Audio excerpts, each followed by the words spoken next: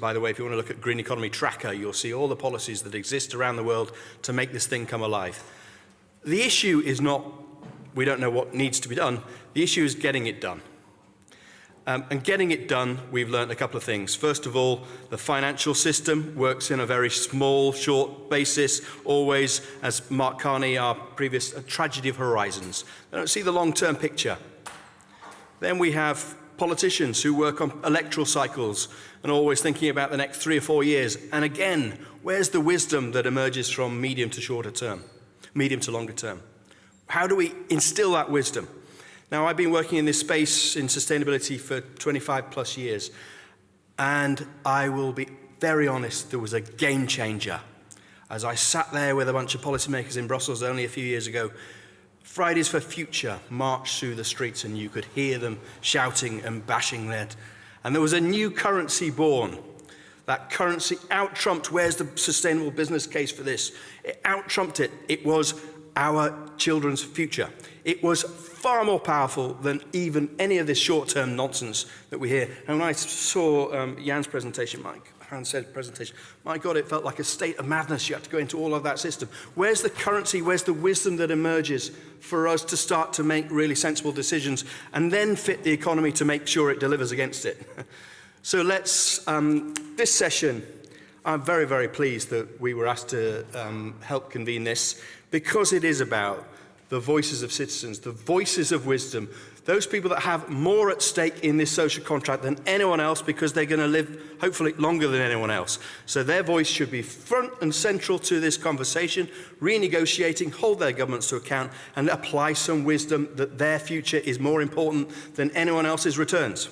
So with that upbeat, short bit, hopefully, if I've said anything interesting, you'll have a look at Green Economy Coalition and our work and Tracker and other areas. But let's actually bring our younger citizens' voices to this conversation now. And I've got lots of people to get through.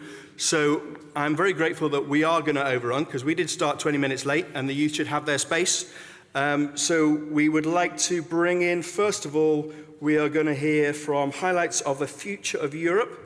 A joint initiative of the European Parliament and European Council, and it's Alvaro Oliert. Alvaro, the floor is yours.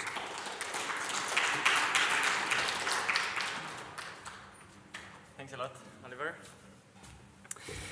So, my name is Alvaro Oliert. I'm a postdoctoral researcher at the Free University of Brussels, and I used to work at Studio Europa Maastricht, one of the co-organizers. I'm really sorry because I don't think I am bringing very good news, so I'm not sure I will be able to continue with this upbeat that you started. So basically, I've been following very closely the Conference on the Future of Europe, which was a process that was started in 2021 and lasted for 1 year. EU institutions, indeed, following a little bit the politicization, the rising movements, including Fridays for Future and so on, they said, well, you know, the time has come for listening to actors that go beyond the usual suspects that are already active in Brussels, right? Let's hear not only the lobbyists that operate in Brussels, but also citizens. Now, when we talk about citizens, I think it is relevant to pose the question of which specific citizens are heard, you know, whose voices are heard. And here it comes a crucial question of epistemic justice, and that I think I found really inspiring the first keynote speech by Kumi, because indeed, citizens, we as individual persons, we don't necessarily have the capacity to shape what is going on in the world to have a meaningful political impact, but it is through our collective organization, via trade unions, via NGOs, via political parties that this happens. Now, how does the EU, in the context of the Conference on the Future of Europe, heard citizens? Well, they organize a set of citizen panels. It's a set, this is direction that many institutions are increasingly taking, to rely on citizen assemblies, which means to select a sample of 150 to 200 sortition or people by lottery as a sort of representative sample of a society, and to organize deliberative mechanisms by which citizens discuss issues and come up with recommendations. Many of these things have been going on in Ireland, but more recently in France and so on, and now it is really getting to the European level. Now, this is interesting, and the conference, The Future of Europe, they organized 4 different European citizen panels in which each citizen panel discussed a different policy area. These citizen panels ultimately ended in a set of specific recommendations. Here in Maastricht, we organized the 3rd session of one of the panels with Studio Europa Maastricht and EIPA, the European Institute of Public Administration. And once these recommendations were done in the citizen panels, a sample of the citizen panelists, they went to the European Parliament to negotiate with European parliamentarians, national parliamentarians, Commission, Council, etc., etc. Ultimately, all those negotiations ended up in a specific set of recommendations that you can find in the Conference on the Future of Europe final report. Most of the recommendations are rather progressive. They are more generally in line with what we would call some sort of center-left progressive politics. And I don't think it is that interesting to go specifically to the recommendations, to the substance of it, but more broadly to the process and whose voices are heard and whose voices are not heard, because throughout all this process, there is a risk of individualizing participation, of selecting people by lot through citizen assemblies, can have the impact of conceiving politics as a matter of individual action rather than collective action. Because through these processes, many times, trade unions, civil society organizations, even some political parties are excluded from some of these processes. And indeed, I think that reduces the capacity to act in the public sphere. It is not only by selecting people by lottery and making concrete recommendations that institutions will just adopt them. It is necessary to indeed shape the discussion in the public sphere. And to shape the discussion in the public sphere, you indeed need the role of trade unions that are able to act. And currently, as the previous speaker mentioned, we have the World Economic Forum in Davos, where they are suggesting and they are discussing the best possible policies to shape the world and so on. I doubt that many transformational recommendations will come out of that, and it is, I think, highly difficult to imagine that really good ideas can be put in place without the mobilization beyond specific policy areas. I can write the best policy brief in the world, but if there is not a movement behind that is pushing for it in the streets, it's unlikely that this will happen. So, yeah, I think I'll finish there.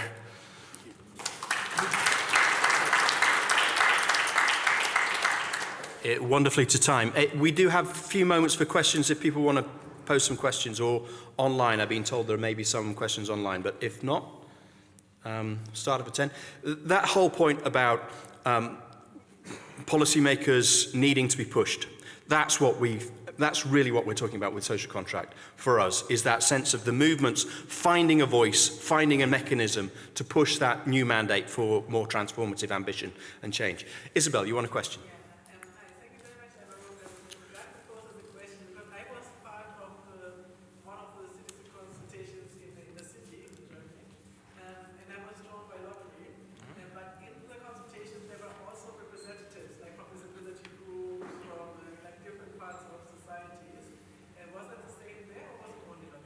Could you repeat the question just for the people online and then answer it? Alvaro. Oh, yeah. So thanks a lot, Isabel. So the question, if I understand correctly, is you were involved in some European citizen consultations in which there were some trade unions, some intermediary organizations involved, and whether that was the same in the context of the Conference on the Future of Europe. Yes, because mine was in the city. It was a city. Yeah. So in the context of the conference, yes and no. So there were different arenas. One arena was the citizen assembly itself, the citizen panels, in which intermediary organizations, they were completely excluded, other than in some cases as experts. Even though most of the experts were considered to be academics, but there was a second stage in which some of the citizen panelists were negotiating with parliamentarians, and in that stage there were some civil society organizations, there were some trade unions involved in it. But that was at a sort of already later stage in which more or less most of the discussion had already happened by then. Thanks. Do you want to come? The future of Europe. Oh, well, maybe can ask. Yeah. We worked together on the Conference on the Future of Europe, and what I found interesting is that the social contract was never mentioned really in this context. So I see social contract as something that's mentioned in UN context, but on a European Union level, at least to my knowledge, I haven't heard Ursula von der Leyen or one of the committee members working on the Conference on the Future of Europe making this reference. Do you know why this happened? Do you think it's like a politically sensitive? Yeah, I don't know. Just the wording. Yeah. Thanks, Job. Well, I mean, I don't know specifically why they didn't mention the social contract as a concept, but I mean, the risk of some of these, let's say, citizen-oriented mechanisms is that they are often very much framed by the institutions that organize them. And they are the ones that set the boundaries of the discussion, and that's probably not one of the main things that they want to question, but if you see the recommendations, they tend to be much kind of broader and not really transformational in that sense. So my sense is that the fact that the very institutions that are meant to undertake policy decisions are the same ones that are setting the boundaries poses some fundamental problems as to what is possible to discuss and what is not. A very good point. Perhaps one of the reasons we're here is we're trying to push this idea, legitimize it, and make sure that it's a process that we all understand and we all want. Thank you. Thank you very much, Alvaro. Fabulous. Thank you. Okay. I believe our next presenter, Maureen Cornelis from the Next Energy Consumer, talking about energy poverty in Europe, is online. Yes? Maxine? I am absolutely online. Hello, good morning. Can you hear me? Yep. Can you hear me? We can hear you nice and clearly. Your floor is yours. Perfect. Well, thank you so much for having me, although remotely. I really appreciated the previous speeches and really the passion and commitment of my colleagues. So I will be talking a little bit more about energy poverty, because indeed we were talking about this social contract, and let's say that the elephant is in the room is really this kind of dichotomy there is between the need to decarbonize the economy and the way it is done in a way that can actually harm people purchasing power if you don't really pay explicit attention to their needs. And that's exactly what has been the focus of people working with vulnerable consumers. At first, they were only consumers, and now around energy poverty, to really have a broader understanding of the social challenges around the decarbonization of the economy and the energy transition in general. So I'm going to share a little presentation. I made it quite short. I hope you can see it. Yeah, it's very green. Okay. Yeah. So yeah, what I want to show in this picture, in this really drawing, is that that energy poverty is actually some luggage that may feel and be invisible, but for the person who is facing this challenge, it is something. It is a burden that is actually really heavy, and and really on the social contracts and on really the social aspects of the energy and climate transition, the thing is everybody has a different background, and we should never, ever assume that something is easy and straightforward and simple. There is nothing as an average citizen, an average person that would like to engage, because it's really not the case. Anyway, this is me, just a bigger picture. I won't expand on this, but if you are interested in this topic, I have a podcast. Please listen to it and let me know what you think. Anyway, what I wanted to say as well is that at the moment, I mean, the latest figure back from 2020, so it was when we still had energy prices under control before the invasion of Ukraine by Russia. At the time, there were 50 million Europeans living in energy poverty, at least, meaning that according to certain indicators, they were either they couldn't keep their home adequately warm, they had arrears on electricity bills. Well, basically, they were facing a whole lot of struggles that were harming their situation. And as you can see, the majority of the people facing energy poverty are actually located in Southern Europe. And you will ask me, but why? I mean, don't you have warm summer in Greece or in Portugal and warm winter? Yes, but the infrastructure are weak and the quality of the housing is weak, meaning that a lot of the people living out there, they don't, many of them don't have, let's say, a proper heating system. That leads to having really high bills in the winter when they need to heat their home. So that puts a lot of strains on their quality of life and the quality of their living. I'm really worried about the upcoming data, especially the one that have, let's say, that we can extract from 2021, end of 2021, early and 2022. And some activists are already projecting up to 80 to 120 million Europeans affected by energy poverty, because with the price increase, a lot of, let's say, the middle class is now facing this issue. But now you're going to ask me, but isn't energy poverty just a problem of poverty? Well, no. Actually, energy poverty happens when the household is not able to meet its energy needs. And this is due to a multiplicity of factors. The first being really poverty and having a low income. But the second is the high cost, as the one we are noticing right now. And the third is about the quality of the housing and the low energy efficiency. If basically you live in a home that leaks a lot, that it's like living with open windows, well, it's impossible to heat and you have an extremely bad quality of living. But there are multiple causes and dynamics increasing the risk of energy poverty. And I think this is not sufficiently acknowledged.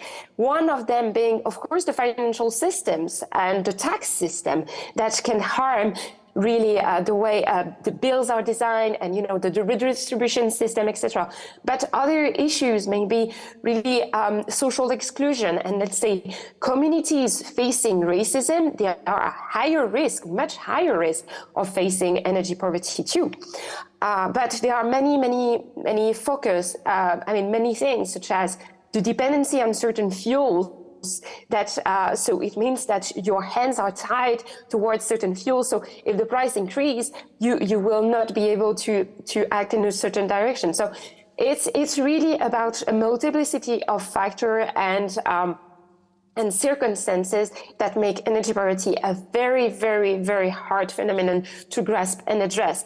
And, you know, I've been working in this field as an advocate, as an activist, as really a person who cares for many years. And what I find it absolutely,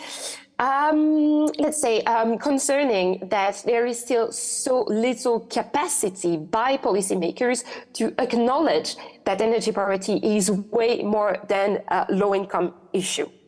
Really, that's, my main concern, because as long as we consider it only as an income issue and we don't see the problem that are linked to taxation, to efficiency, to justice, to health, to dependency on transport, etc., we go absolutely nowhere. One of the things that the EU is doing at the moment is they put a lot of emphasis on the quality of the building, and they want to enable a renovation wave that actually aims to increase the number of high quality homes. But why? Because the buildings is really the place where you use more energy, whether it is electricity, gas, or heat. The thing is, I've done also some research as a policy consultant, and the fact that if you don't put some social safeguards, but like really concrete safeguards on building renovation, you can have a renovation wave instead of a renovation wave. Renovation meaning renovation leading to eviction, people being kicked out of their home because it becomes unaffordable, because they don't feel they belong. So anytime you do something that is said to be an improvement, you may also exclude a part of the population. So we have to be, the social contract is really about being mindful that there is no one size fits all.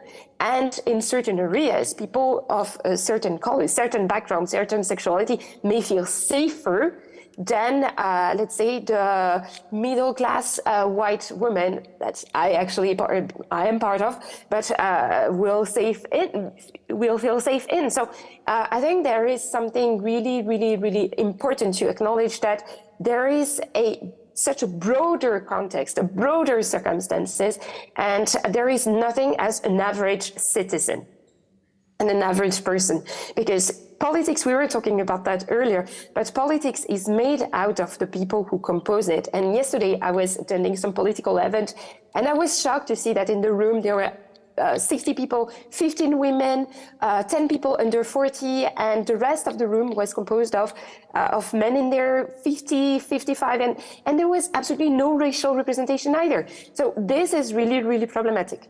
But maybe I'll get a chance to talk about that later this afternoon. Anyway, the consequences of energy poverty, they are enormous, and they are at many different levels. Energy poverty can lead to fire in your home, to CO2 intoxication as well, to really feeling too cold in your home, and to amounts of debts that are absolutely terrible. But it can also lead to overheating in your home. Oh, by the way, the EU hasn't collected any data on summer energy poverty since 10 years. That's a shame. And the second point is about really the indirect consequence. You can die of energy poverty.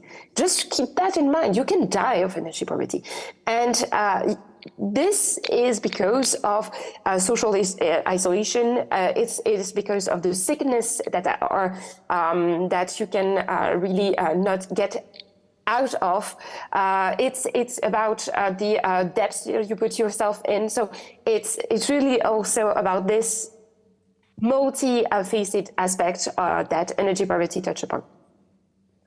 So just to finish very quickly, you have three main policy instruments that are, let's say, the financial redistribution. And I really appreciate the speech earlier on taxes and business and finance, because this is really key. The second is about energy improvement. And the third is something that tends to be forgotten. It's about the solidarity and trust. It's about building relationship. And that will never, ever replace a cold regulation, and a cold, technical, heartless technology. And at the heart of this, there is policies and regulation, but policies and regulation, they have to be fed with by the people who are actually on the field. And,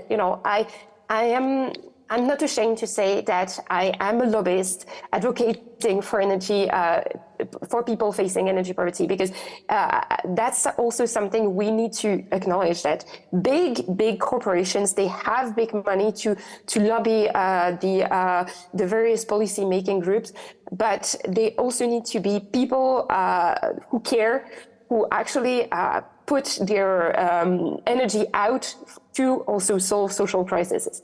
So it's really about a combination of short-term and structural challenges, and it's also a question of capacity and of the people. So that's really it for me. That's the view from Turin, where I am now. So I hope you enjoy my speech, and I am, of course, here for any follow-up question. Thank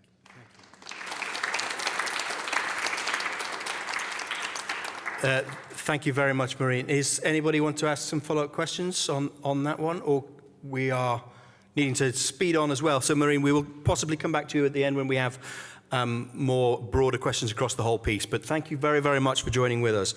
Okay, so please may I now come to Maria Guzit, the chair of the Slow Food Youth Network. Maria.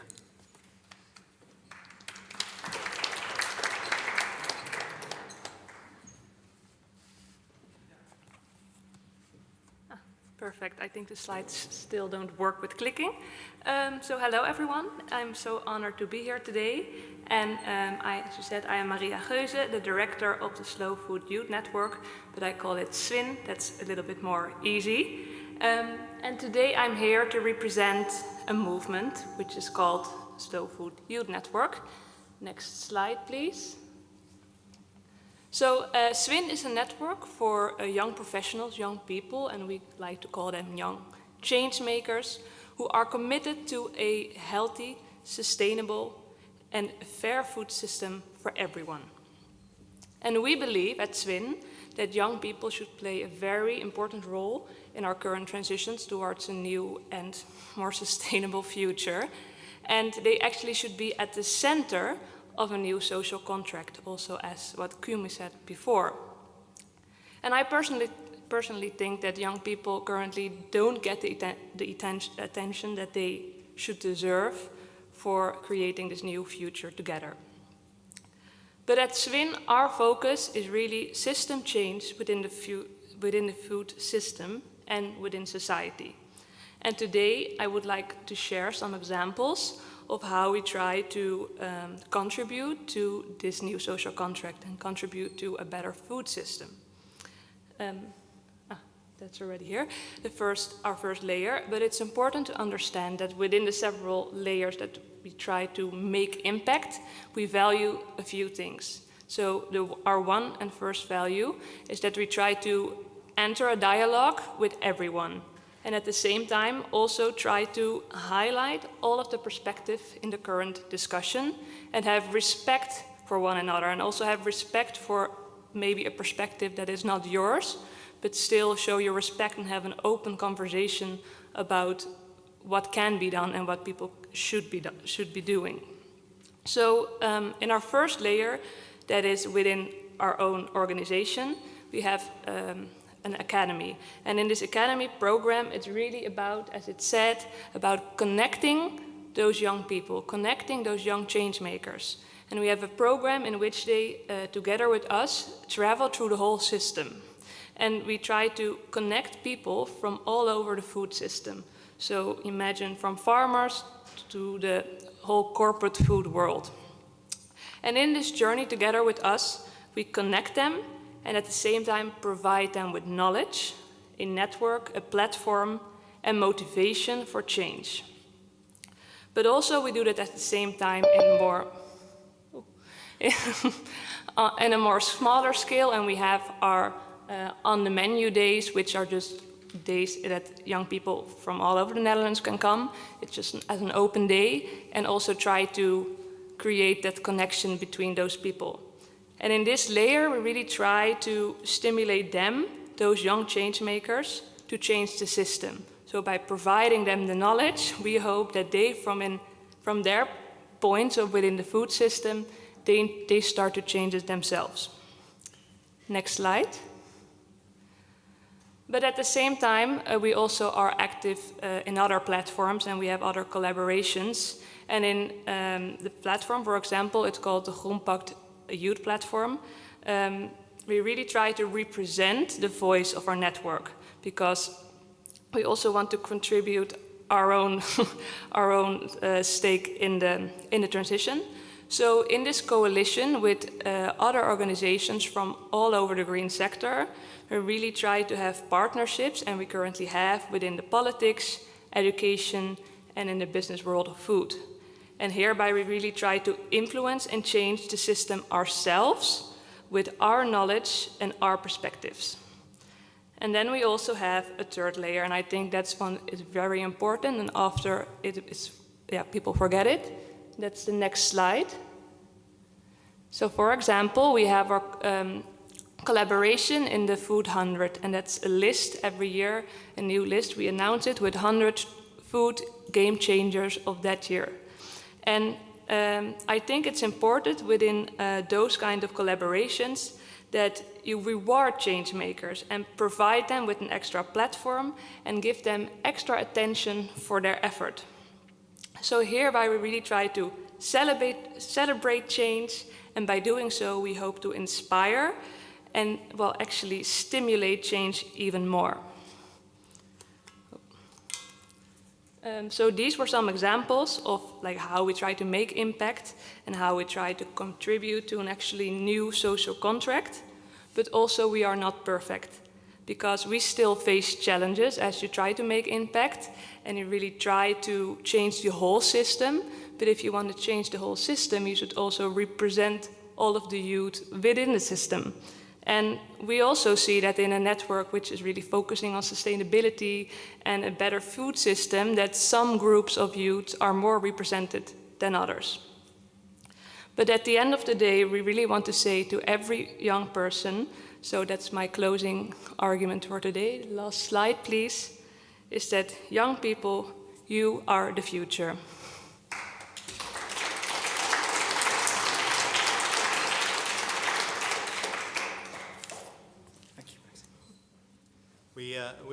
We do have a moment or two for any questions, if there are any. But I mean, I think really significant.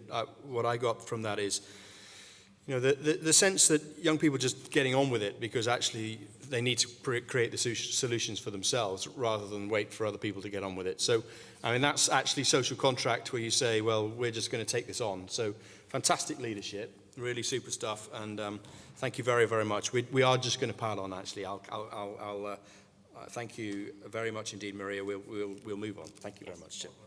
Oh, there's a question. Sorry, I missed it. Yeah. If you I can repeat it.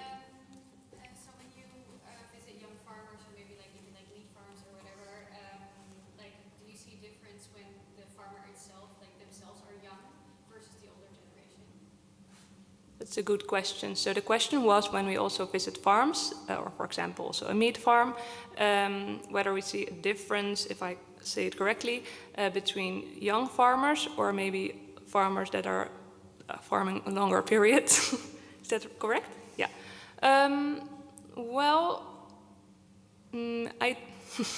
I think overall what we see and what you hear a lot is that if you look at the news, sometimes farmers are really framed as sort of the whole negative part of the current situation, that they're just angry and they don't want to collaborate and don't see a different future. And within all farms that we visit, even if they're older farmers or younger, is that they really want to change and they really see a different and better world. And even the farmers who farm for very long, they have seen how it used to be before when their parents were farming and how the landscape has changed. So I do think that in that sense, it's not very different. But of course, we see some different, but the young people, the young farmers really are a bit more proactive in finding those solutions, how they can even make those steps, and how they, from, for example, biologic, how can they become regenerative? Or if they're not biologic, how can they do some stuff in more smaller scale? So sometimes they're a little bit more creative because they see the world a little bit different, but yeah, so it's how you look at it, but it's not a very big difference. Yes. And I hope that we're starting conversations here. If we don't get time to ask all these questions, we find those organizations, we follow up, and we start these conversations. Maria, thank you very much indeed. Okay. And I'm very grateful for everybody keeping to our time and trying to keep us back on track. So our shareholders of the future, Nikki Tripp, co-chair of the network 2100, thank you. Founder of the Shareholders of the Future. Nikki.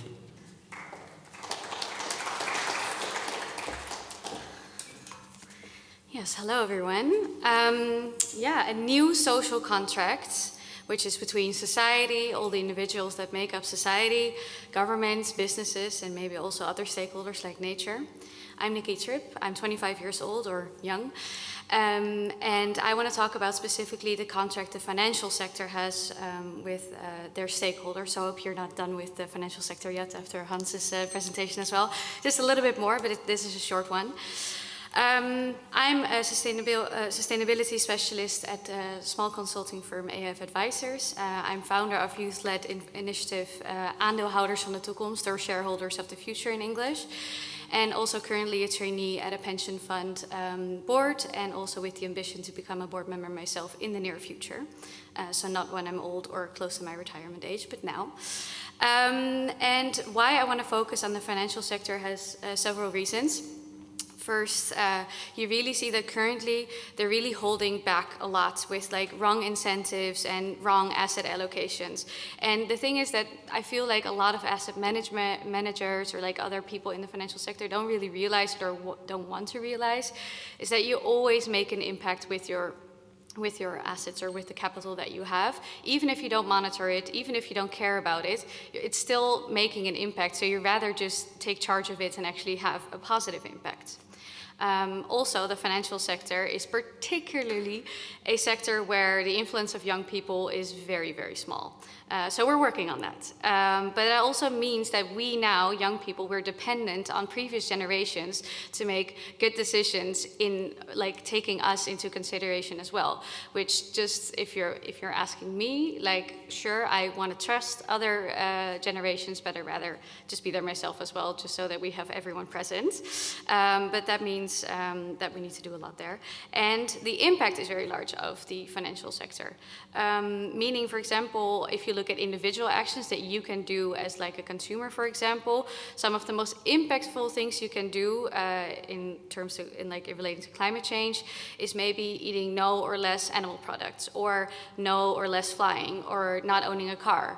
And those are really impactful things that you can do as an individual, and very important to keep on doing or do more. And I think today is definitely also a very sustainable event, so I'm very happy about that. But all those sustainable actions together, they're important and they have an impact. But for example, if you would be moving your capital or your pension, like capital that you build up for retirement, can be 20 to 27 times more impactful than all those individual actions together. Again, not saying that you should not be doing those individual actions, very important. As a collective, we can make a big impact, but we definitely need to look at the financial sector and capitals like pension funds to make an impact as well there, because we need them. So therefore, pension funds particularly intrigue me, because in the Netherlands, they're the largest institutional investor that we have. Pension funds, their assets under management are larger, or like it's a bigger asset under management than banks and insurers together in the Netherlands. And also pension funds are made for a long horizon, like they're made for long-term perspectives, because they have people coming into the pension fund who are maybe 21, 22, and they will need their return when they're like well over 65 probably. And that's quite a long time compared to other investors that are maybe more like short term. So there's definitely potential there to get them looking into the long-term perspective, but they don't so much right now. So that is why we need initiatives to try and get that perspective in there and really help them and give them that perspective, because we have it. So that's why we started Shareholders of the Future. And Shareholders of the Future is a coalition of 5 national youth organizations, such as the JKB, which is a youth climate movement, and the LSOB, which is a student union on like the Dutch level, like the national level. And together we have a mandate of over 1 million young people in the Netherlands. And together we want to challenge institutional investors like pension funds to use the impact for good and have a long-term vision. Not just for future generations, but also for people that are young now.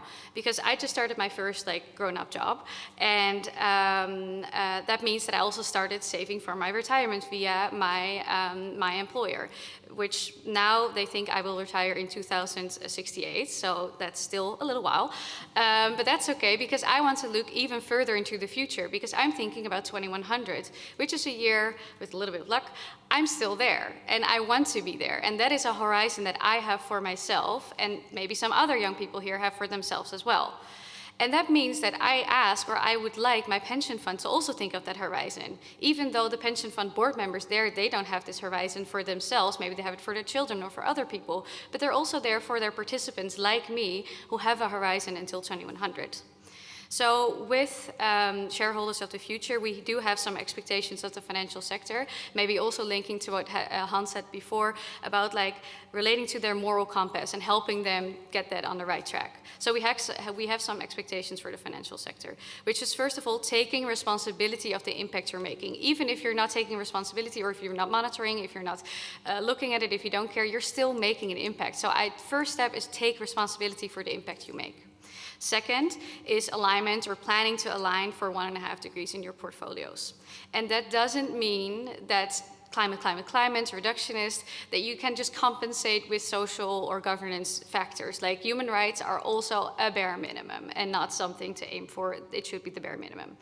Then, we would really like a generation test for policy. So that means before you make a decision, before you make policy, that you apply a generation test to really see and dive into what effects policy or decisions will have for different generations. So you're actually forced to think about what the long-term impact will be as well, and if it's fair over all generations, so you can make fair decisions. And then also, what is very important is recognizing future generations as a stakeholder. Not an empty chair in your boardroom saying it's the chair of the future, great. But step 2, because again, that is not even the bare minimum, step 2 is putting a young person on that chair, educate them, help them, get them in there, invite them, and then let that person be the representative of the future generations, at least. And give them voting power. They're not there just like as a cute young person being in your boardroom. We need to give them power because we deserve it, because it's our future, and we're actually the majority shareholder of the future because we have more shares in time. Sorry, I don't want to sound mad, but I'm just very passionate about this, that we really, that it's just so unfair and that we need to change a lot. And then I think another thing that we really expect from the financial sector, which is something that can also really change, is working with better boards, which means that there needs to be diversity in the very broadest sense of the word, because diversity also means better quality, more perspectives, and being able to look at different things so you actually make better decisions. And what we find really important is that also in diversity, age diversity is mentioned, because that is a factor of diversity that is quite often skipped, and I think that would be a nice addition. Then maybe to leave you at the end with a short example of some step towards intergenerational cooperation, because I'm really happy to be here, and for me it's actually also to be back in Maastricht, because I studied here and I lived here for 5 years. So I started at the School of Business and Economics, and then I went to University College Maastricht, where I studied psychology, law, and sustainability.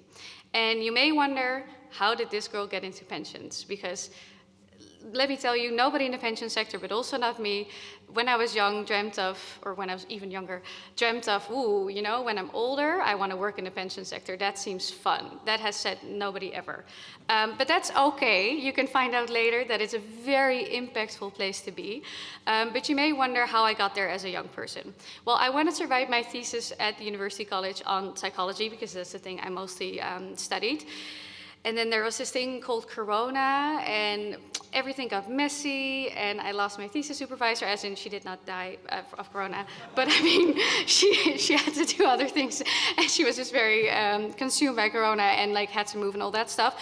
So in the end, I found myself a professor at Maastricht University, Professor Harry Hummels, who is almost 3 times my age, and but will never retire and is effortless, or still very much into making impact. And he also gave me the opportunity to do a big research project together on the societal role of pension funds. So what is their role in society, more than just making money and returns to give to you when you're older? And he got me in, and he got me into my network, and he's the reason I get to do what I do right now. But the reason why I'm here is because Patrick invited me. So thank you also for that. Because that's what I really want to leave you with as well, is that the first step to intergenerational cooperation is that you need to invite young people, and diverse young people. You need to actually invite them and create a seat at the table. So I'm very excited to take that seat, and let's get to work. Thank you.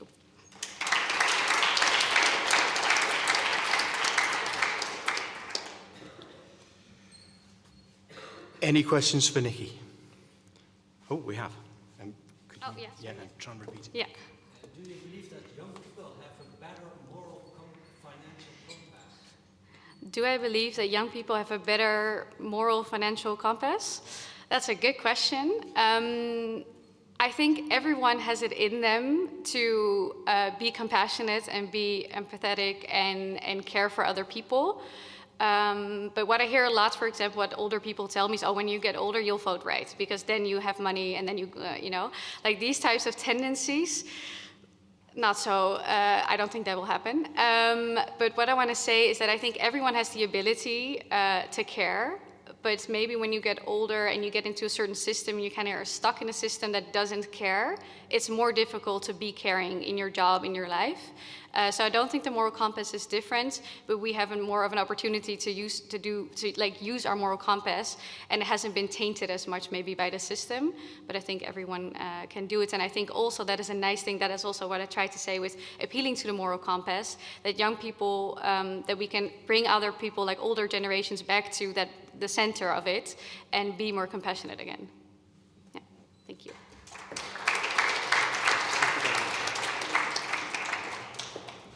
Absolutely fabulous. Thank you, Nikki, for taking on pensions for us all. I'm sure we're all very relieved. And also, generational test, representative power, seat at the table, you are the majority stakeholder, and all of that stuff. We were all particularly enthused and excited when the German youth took their government to court because the climate bill was not good enough. It put future generations at risk more than current generations. So that generational test, I think, is something that we should definitely ensure that we're thinking about in social contracts. So thank you, super presentation.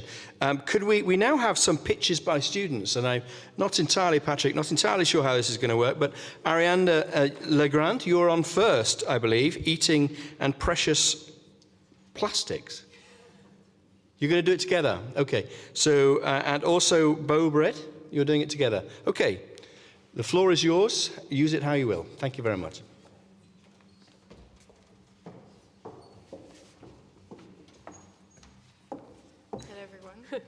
Hello. We will try to represent the student sustainability community at UM, which, bear with us, we're trying. So as we heard before in previous speeches, youth are at the forefront of climate change and will be the most affected and will have to live with the consequences for the longest. This leads to a lot of eco-anxiety, despair, but also denial. So we will mention some initiatives that definitely deserve some more attention and show how we celebrate and connectivity and different strengths to connect actors from different, all over Maastricht, to raise awareness about sustainability. So as Frank in the first speech talked about SUM 2030, their goal is to integrate sustainability in the DNA of the institution, and students, well, are a big part of that when we're looking at a university, and this is where the Green Office comes in. My 4 colleagues and I work as a link between students and the university body, and we recently launched the Sustainability Network, where we try to connect different student organizations within the university to facilitate brainstorming, conversations, and inter-organizational projects on food, waste, and energy awareness. We are also very grateful that since 2021, so last year, we just celebrated our first year's birthday of the Sustainability Hub here at Zapen, which is a great place to talk, to brainstorm, to continue those conversations. And one of those examples is Sustainable Student Maastricht, that closely works together with Maastricht Goes to Calais and Pop Boutique. Sustainable Students focuses on one of their topics on promoting different ways of sustainable fashions, where it's vintage or secondhand or swapping. And we receive a lot of donations from students and businesses. And Maastricht Goes to Calais will go through those donations and look for things that they need for the refugees in Calais, and they will also go through their donations to see what they can donate and give it to us, and also donate it to the swap room that we have at the Sustainability Hub. Then Pop Boutique and Sassi often collaborate on swap events, upcycle workshops, and vintage sales, where a big part of the donations go to the volunteers working in refugee camps in Greece. And this is also where other organizations in the hub come into play, like Italy. So Italy, as well as Food Coop, are a student initiative which promotes sustainable food supply chains, as well as to fight of food waste. So food is no exception. It also results in waste. While waste has value in terms of nutrients, in terms of environmental footprint, and in terms of economical value. So Italy valorizes that value by selling leftovers and misshaped fruits and vegetables to their customers. Those customers can be families, students, sustainable havens that we hold, as well as businesses that want to promote the sustainable initiative. It is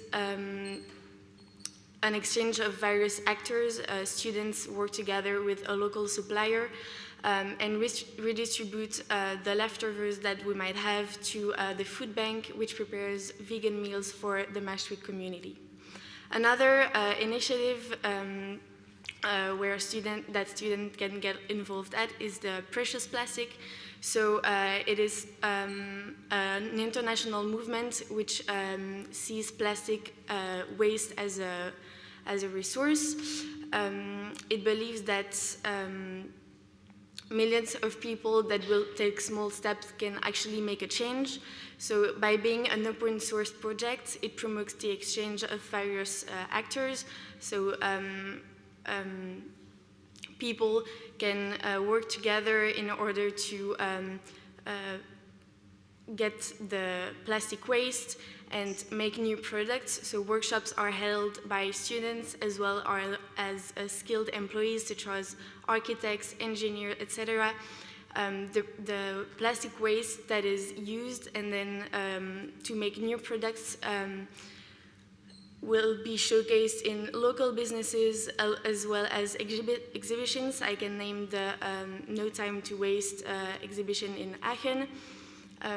So those initiatives show that the principles of circular economy can be a part of the solution to the climate crisis.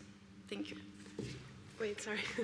And to combine all of that, we are organizing a Sustainability Week in April as a collaboration between the CAN Party, Climate Action Network Party, the Green Office, and the Scope Sustainability Committee. Here our goals are raising voices of sustainable practices within integrating actors and facilitating collaboration between different stakeholders, and bursting your bubble by giving engaging learning environments for students to have more understanding and more engagement in the sustainability topic. This is all of our goals. But this year we will be broadening the appeal to students by actually specifying the topics to faculty-specific days where we will try to get into their direct interests. This is also where we want to end at an open call. If you would like to do a lecture or be any part of the organization team, please do reach out. Yes, thank you.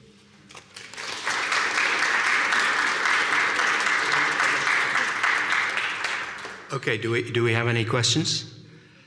I think again, we see leadership, don't we? And we see people getting on and doing things. And actually extracted from that is there is no excuse for other people who are older, who have more power, who are not to do things. So when Kumi talked about culture is more important than policy, this is culture, this is leadership, and it's fabulous to see.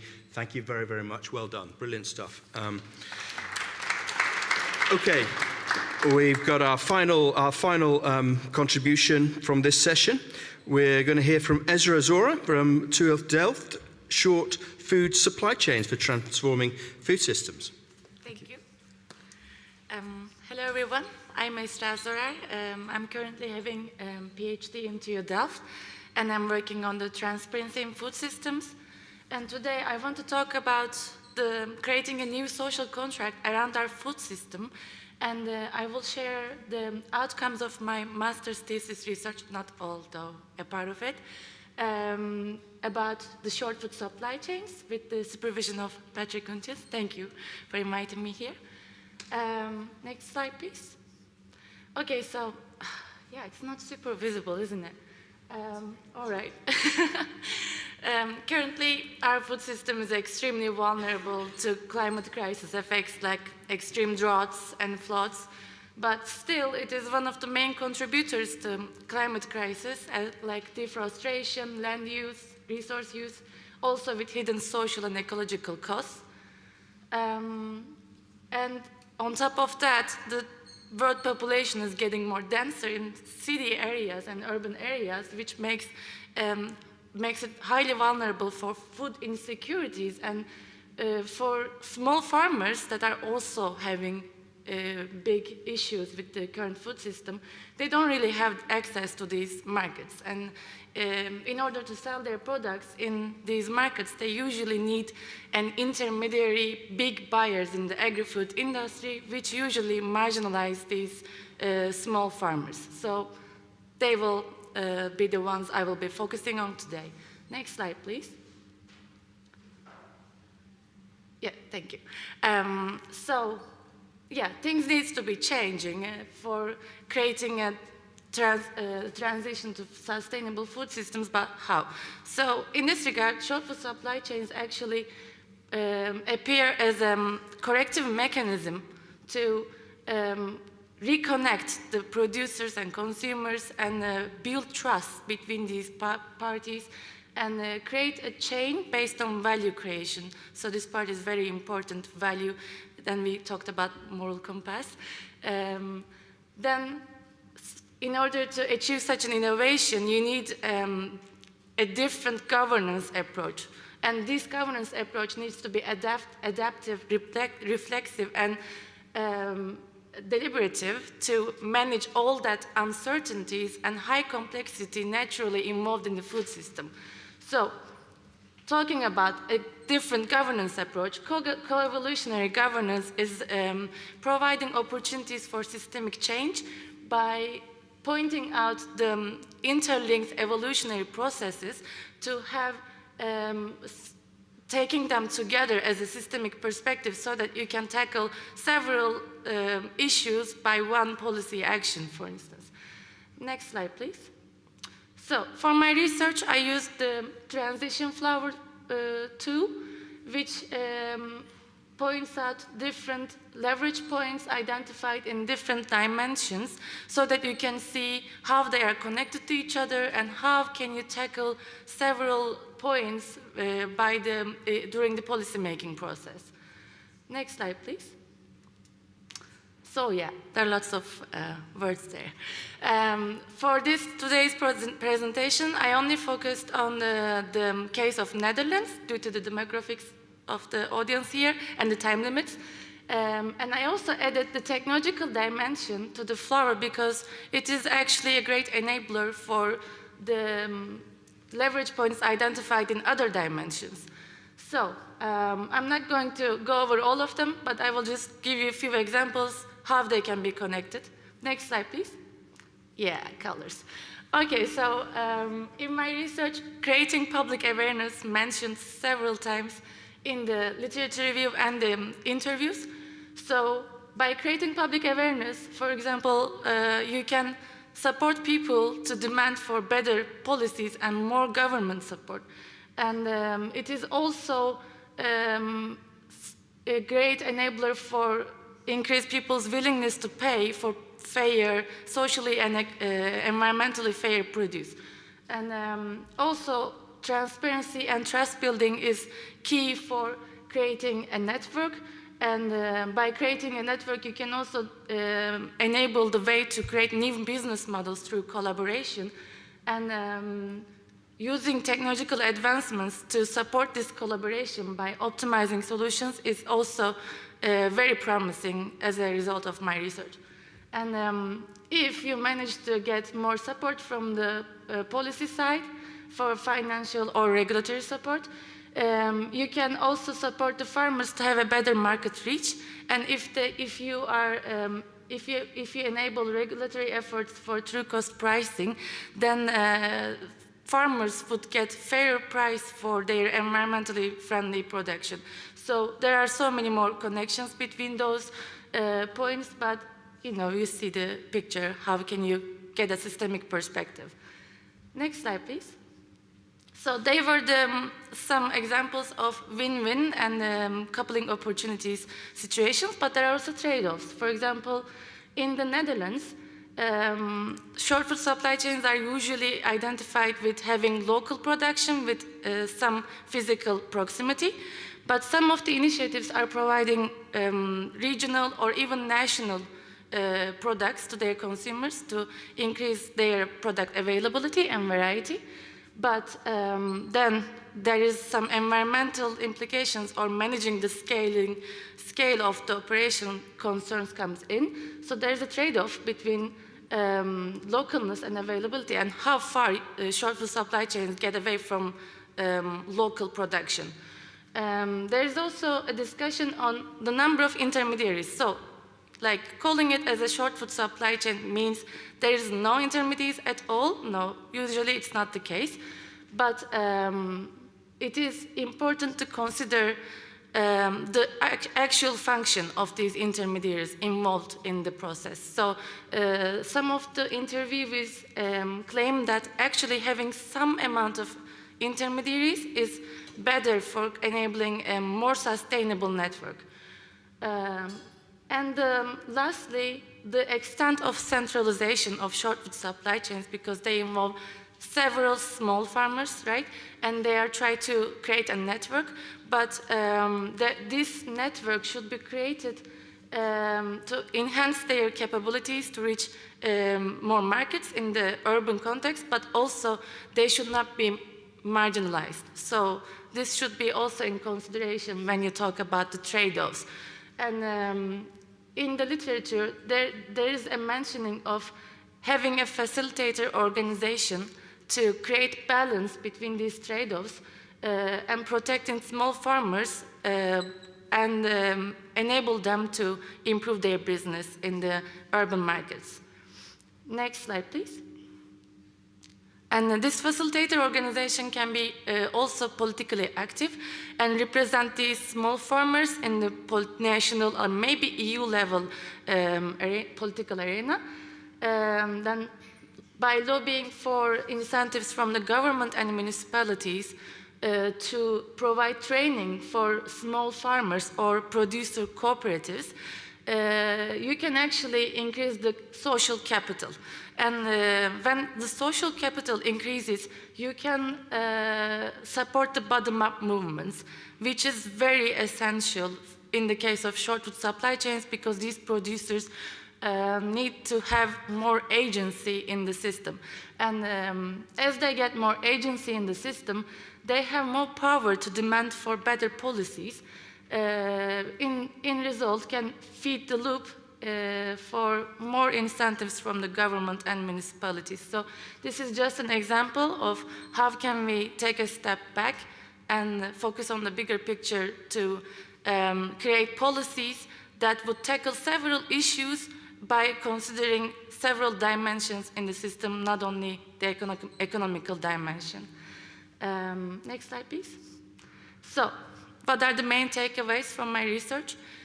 Well, these 5 concepts appear to be very, very crucial to enable a transition in our food system, and they need to be considered in policy-making process. For example, and they are also supporting each other. For example, if you work for enabling transparency in the food system, it would support building trust between the stakeholders involved.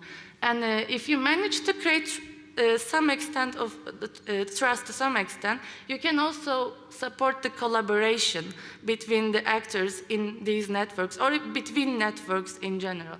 And when you manage to get people on board for collaborating with each other, you also scale up their operations in reaching urban markets. And lastly, the use of information communication technologies is considered very crucial to support all the other 4 important aspects, and then all of them together can be useful for during the policy-making process for sustainable food systems. Next slide, please. Okay. Yeah, so this was only a part of my research because of the time limit, but if you're interested, you can contact me from this mail and I can send you my whole thesis, or if you want to talk about it more, I'm happy to discuss this. And thank you for listening. Thank you, Ezra. Any last questions for Ezra? Okay, so look, I think that collaboration, trust, transparency, scaling up, use of ICT, they're probably all of those would be relevant for how we might develop social contract as outcomes, parameters, principles. So really, really essential, excellent stuff. Look, I want to. We're going to close now. We're going to have lunch. It's only about 40 minutes, but I just want to ask you all to firstly. Thank you to Patrick and Maastricht. When they're designing of this agenda, we put younger generations first. And actually, it's not patronizing. We've heard leadership. We've heard ideas. We've heard central things, extracting from it really a sense of what does this social contract mean? Well, it means the majority shareholders speak first. So I took that from you, Nikki. Thank you very much.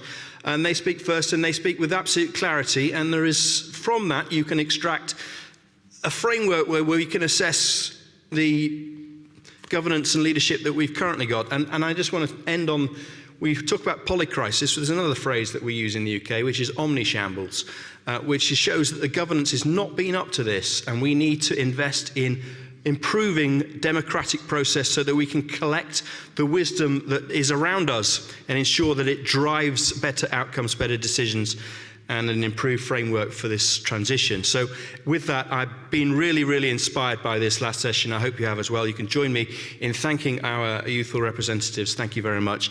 And lunch will be straight after. We will be back here just after 1 for those of you online. Lunch and thank yous.